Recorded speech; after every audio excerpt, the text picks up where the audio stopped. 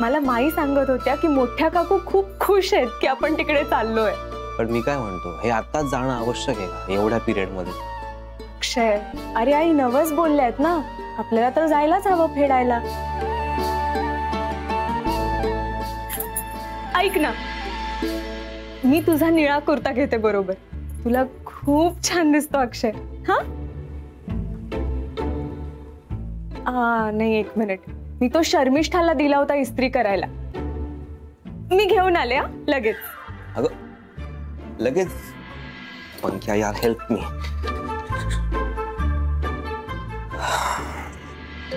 अरे मिळाला का रिझल्ट तुझ्या एक्सपेरिमेंटचा? अरे कसले एक्सपेरिमेंट्स आणि कसला रिझल्ट पंख्या? काहीच कळत नाही रे तिच्या रिॲक्शन वरून तिच्या मनात काय चाललंय ते. का? म्हणजे मी आजारी आहे म्हणून ती माझी काळजी घेते, पण त्या काळजीमध्ये मैत्री आहे का ती प्रेम म्हणून घेते का अजून डोक्यात काहीतरी भलतच आहे याचा अंदाजच येत नाहीये मला. कम ऑन यार अक्षय, कम ऑन. अरे कळतं ते, आणि मुळात नाही असे एक्सपेरिमेंट करण्याची काही गरजच नाहीये. 2 मिनिटं समोरच्या माणसाच्या डोळ्यात बघितलं ना, त्याचं बोलणं ऐकलं ना की लगेच कळतं. पंख्या, हे फंडे तू मला नको देऊस प्लीज. अरे माझा प्रॉब्लेम वेगळा यार, आमची युनिक केस आहे. इथे बायको असून बायको नाहीये आणि मैत्रीण असून काय? मैत्रीण असून काय? मैत्रीण असून प्रेमात पडलीये ना, मग कबूल कर ना ते. पंक्या काय पंकी? बरं चल ते सोड, आता कशासाठी कॉल केला होतास? आता काय घडले? हा, मी तुला का फोन केला माहितीये का? म्हणजे ना याच्या आधी जेव्हा असं काही असायचं ना की आम्हाला कुठेतरी एकत्र जायचंय, तर मी आणि अमृता आम्ही दोघंही प्रयत्न करायचो की ते कसं टाळता येईल. पण आता मला जेजुरीला जायचंय ना, तर अमृता भलतच वागते, दुप्पट उत्साहाने तयारी करते यार ती. अक्की यार, तू इतका डब्बो असशील ना असं मला वाटलंच नव्हतं. अरे सरळ आहे ती तुझ्या प्रेमात पडलीये, खऱ्या अर्थाने बायको झाली तुझी ती. आणि हे बघा, आता मी तिला अमृता वहिनी असंच म्हणणार. पंक्या फालतू बडबड करू नकोस यार, सांगितलं ना मी आजारी आहे म्हणून. येस, अरे आई बोलली तो नवस पण पूर्ण करायचा आहे ना. अच्छा, म्हणून जावं लागणार. एक्झॅक्टली, म्हणजे प्रेम नाहीये. बर, ही घरच्यांची जबरदस्ती आहे. एक्झॅक्टली. ए हॅलो, मला तर फुल डाऊट आलाय की तूच तिच्या प्रेमात पडलायस. एकदा तू असं म्हणतोस, एकदा तू तसं म्हणतोस.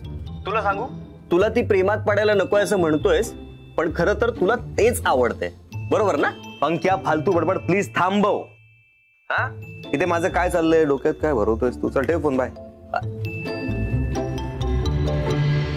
काय रे, कुणाशी बोलत होतास? पंक्या ग, पंक्याशी. इतकं चिडून? ते सोड, मगाशी माई काय म्हणाली? आपण दोघंच जातोय ना जेजुरीला? हो. बरं आहे यार, म्हणजे ते नवरा बायको सारखं वागायला नको ना, हा ना? मी काय म्हणते, आपण जातोय हे खरंय, पण तुला बरं वाटतंय का? काय करूया मग? कॅन्सल करूया? कॅन्सल नाही, जावं तर लागेलच आपल्याला. नवस फेडायचंय.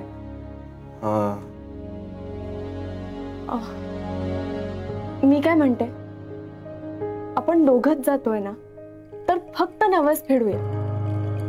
म्हणजे नवरा बायकोला उचलून पायऱ्या चढत वर घेऊन जातो, ही विधी नको करायला. येस, तूच माझी मैत्रीण आहे यार, सांगितलं पंक्याला मी. काय? पंक्याला सांगितलं? त्याला माहिती नाही का? नाही नाही, तसं नाही. तू आता काय सांगितलंस की नवरा बायकोला उचलून घेऊन पायऱ्या चढून जातो, तो विधी करायचा नाही ना आपण. म्हणजे तुला माझी काळजी आहे ना, ही काळजी एक मैत्रीणच घेऊ शकते.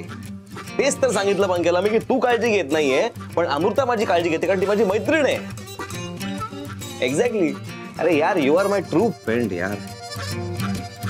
थँक्यू. ठीक आहे, तू आवर मग, मी आलो फ्रेश होऊन.